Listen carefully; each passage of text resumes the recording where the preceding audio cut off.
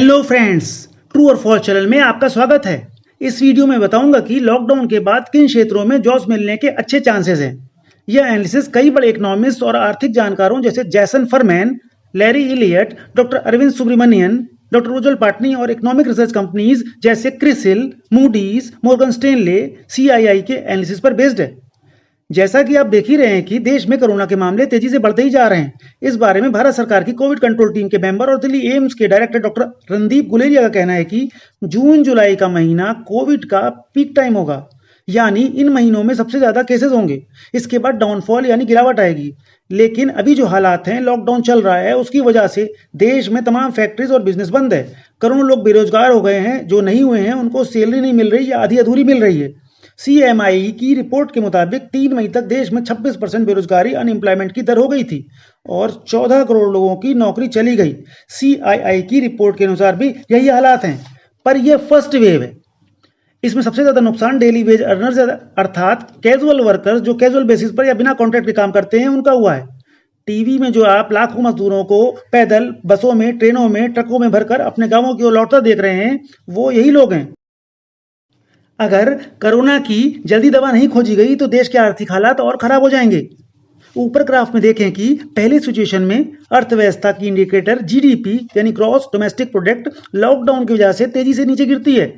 फिर shallow curve आ जाता है, फिर इकोनॉमी रिवाइव हो गई, यानी सिर्फ एक क्वार्टर का ही नुकसान होता है। दूसरी सिचुएशन में ग्राफ देखें कि जीडीपी तेजी से नीचे गिरती है, फिर लंबे समय तक ऊपर नीचे होती रहती है, फिर लॉन्ग टर्म में ऊपर जाती है। लेकिन यह सिचुएशन बड़ी भयंकर है और यह तब आएगी जब जल्दी कोविड की वैक्सीन नहीं आ जाती और बीमारी तेजी से फैलती रहती है। कई और लॉकडाउन लाने पड़ेंगे, नतीजन अर्थव्यवस्था में रिसेशन बहुत आ जाएगा जो बहुत पेनफुल होगा। अब मैं बताता हूं कि किन क्षेत्रों सेक्टर्स में जॉब अपॉर्चुनिटीज ज्यादा होंगी लॉकडाउन खत्म होने के बाद, या कहा जाए कि कौन सा बिजनेस अच्छा करेगा। पहला, एफएमसीजी ग्रोसरी यानी डेली जरूरतों के सामान, खाने पीने के सामान, इनसे जुड़े व्यापारी, वर्कर्स, लॉजिस्टिक्स सभी फायदे में रहेंगे। दूसरा, फियर प्रोडक्ट्स यानी डर के समय काम आने वाले प्रोडक्ट्स, या कहें मेडिकल सेक्टर, जिसमें शामिल है hospitals, test labs, pharma companies, medical stores, insurance, health care, home medical equipments जैसे blood pressure monitors, disinfectants, sanitizers, soaps. तीसरा, ई कॉमर्स कंपनियां जैसे अमेजॉन, फ्लिपकार्ट, स्नैपडील। लोग ऑनलाइन मंगाना प्रेफर करेंगे, घर से कम निकलेंगे।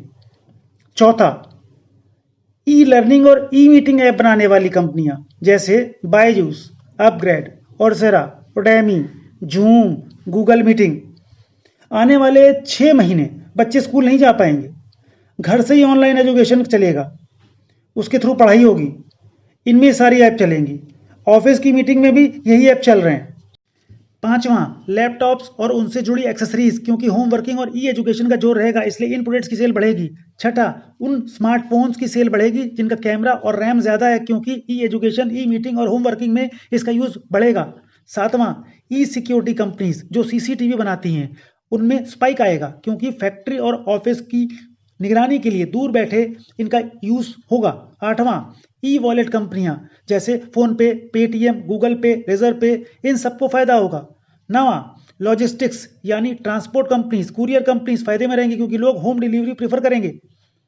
अब आते हैं उन इंडस्ट्रीज पर जिनमें जॉब अपॉर्चुनिटीज कम होती जाएंगी, नौकरियां कम होंगी, वर्कर्स को जॉब लॉस होगा। सुनने में बुरा लगेगा लेकिन सच कड़वाई होता है। ये हैं शॉपिंग मॉल्स, मल्टीप्लेक्सेस, सिनेमा घर, रेस्टोरेंट बिजनेस, हॉस्पिटैलिटी सेक्टर यानी होटल्स, टूरिज्म सेक्टर, एविएशन यानी हवाई जहाज की industry, automobile sector. Automobile sector पिछले 1 साल से डिक्लाइन पर है, अब डीलर लेवल पर भी और डाउनफॉल होगा। Leather goods, real estate, construction, sports, share market, marriage या बैंक्वेट हॉल्स, फ्लावर इंडस्ट्री। लेकिन भारत की आर्थिक हालात दुनिया के मुकाबले बेटर ही रहने की संभावना है। ग्राफ देखें, क्रिसिल ने इस फाइनेंशियल ईयर में जीडीपी को 5.2 प्रेडिक्ट किया था, अब कोविड के बाद उसे गिराकर 3.5 कर दिया है। मूडीज ने पहले 5.3% दिया था, अब घटाकर 2.5 कर दिया है। ईआईयू ने 6% कहा था, अब 2.1 बताया है। लेकिन हमारी तुलना में वर्ल्ड की क्या पोजीशन है ये देखते हैं। ड्यूश बैंक ने पहले दिया था 3.3%, अब दिया है 2.4। फिच रेटिंग्स ने 2.5 से घटाकर 1.3 किया है। मॉर्गन स्टैनले ने 3.4 से घटाकर 0.3% किया है। जेपी मॉर्गन ने 2.5 से कम करके -1.1 कर दिया है। क्लियर है कि इंडिया में वर्ल्ड के मुकाबले 2.1 की रेटिंग बेहतर है। इस सारे डाउनफॉल का कारण है कि कंज्यूमर यानी उपभोक्ता अपने पैसे को वहीं खर्च करेगा जहां उसे तत्काल जरूरत है। इमरजेंसी में वह पैसे को बीमारी आ रही और परिवार की आर्थिक सुरक्षा के लिए बचा कर रखेगा। साथ ही कोई भी फैमिली वाला भीड़ भाड़ वाली जगहों पर जैसे मल्टीप्लेक्स, मॉल में जाने से बचेगा।